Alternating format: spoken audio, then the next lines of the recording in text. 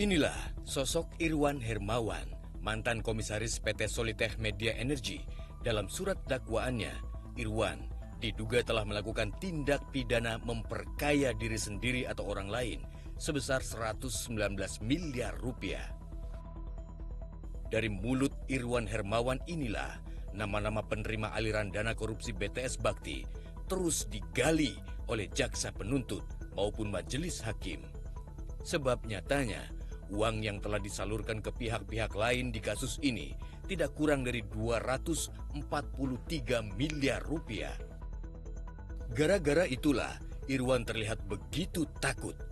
Ia mengaku khawatir dengan keselamatannya lantaran jadi bulan-bulanan teror dan intimidasi. Itu sebabnya di akhir masa persidangan kasusnya, Irwan mengajukan diri sebagai justice collaborator. Ya kan tadi 243 sekian miliar kan, ya. Itu tadi baru 1,8, baru 2, miliar sekian. Yang besarnya ini kemana saja lainnya? Masih sisa ratusan miliar kan? Iya, nah, coba disebutkan. Sebelumnya saya izin menyampaikan Yang Mulia. Apa? Sebetulnya saya sampai di BAP untuk perkara ini saya belum menyampaikan pemberian itu kemana Yang Mulia. Iya, saat waktu di BAP belum sempat memberikan Saya belum keterangan. sempat. Jadi keterangan saya ini ada pada saat saya memberikan keterangan untuk tersangka Windy. Sampai jadi dari sejak saya jadi tersangka bulan Februari, dari mulai penyelidikan sampai bulan Mei saya tidak berani untuk menyampaikan ya, kami para penerima. ingatkan ya, saudara sudah disumpah, jadi betul, harus menerangkan yang sebenar-benarnya yang saudara siap alami. Yang Mulia. Ya? Siap Yang Jangan Mulia. ada yang ditutup-tutupi. Siap Yang Mulia. Nyatanya, memang ada nama-nama orang berpengaruh yang disebut oleh Irwan Hermawan. Mereka adalah pihak-pihak yang disebut bisa mengurus dan meredam perkara korupsi BTS Bakti, yaitu Edward Hutahayan, Windu Aji Sutanto, dan Dito Aryo Tejo. Edward Hutahayan sudah ditetapkan sebagai tersangka dan langsung ditahan pada 13 Oktober. Diduga, Edward telah menerima duit 15 miliar rupiah setelah mengintimidasi sekaligus menawarkan jasa pendampingan hukum kepada Anang Ahmad Latif. Sementara Dito Aryo Tejo sudah dihadirkan sebagai saksi persidangan di perkara terpisah dengan terdakwa Johnny Gerald Plate dan Anang Latif. Namun untuk Windu Aji Sutanto hingga kini belum juga ditetapkan sebagai tersangka.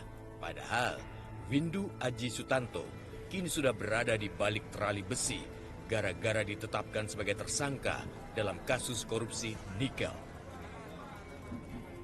Pada persidangan 10 Oktober lalu, Realitas meminta konfirmasi langsung kepada Irwan Hermawan soal sosok Setio Joko Santoso, tim kuasa hukum yang disiapkan oleh geng Windu Aji Sutanto.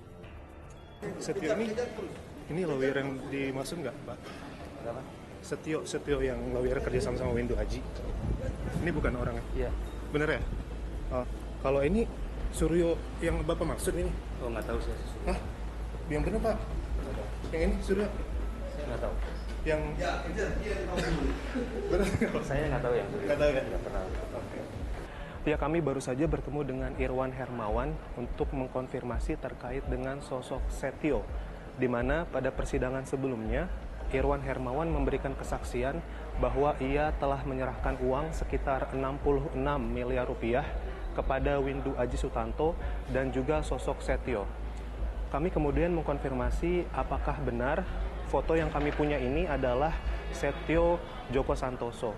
Dan Irwan mengkonfirmasi langsung bahwa benar foto ini adalah Setio Joko Santoso yang merupakan pengusaha asal Solo dan juga tim penasihat hukum dari Windu Aji Sutanto untuk bisa mengamankan kasus korupsi proyek Bakti BTS 4G Kominfo.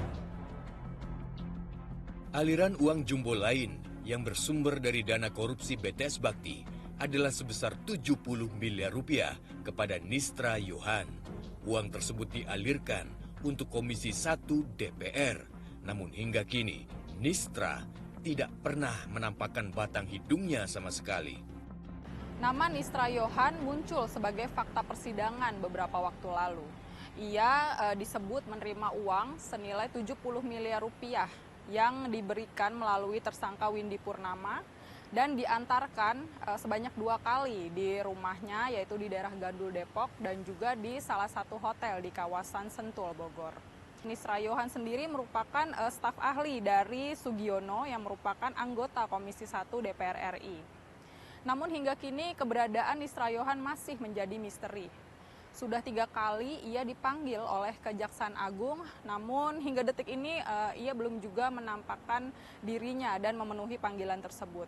Padahal Nisra Yohan ini bisa menjadi petunjuk untuk mengungkapkan bagaimana peran Komisi 1 DPR RI dalam kasus korupsi proyek BTS 4G Bakti Kominfo. Hingga kini, Kejaksaan Agung sudah menetapkan 14 tersangka dalam kasus korupsi BTS Bakti. Namun orang-orang yang sudah dicokok baru kelas cere, sementara penerima dana jumbo justru belum ditelisik untuk dimintai pertanggungjawabannya di muka hukum. Korupsi proyek BTS Bakti telah merugikan negara hingga triliunan rupiah. Tidak semestinya Kejaksaan Agung tebang pilih dalam mengungkap korupsi dana bakti. Siapapun penerima aliran dananya harus diungkap gamblang dan diproses hukum. Jelajahi cara baru mendapatkan informasi. Download Metro TV Extend sekarang.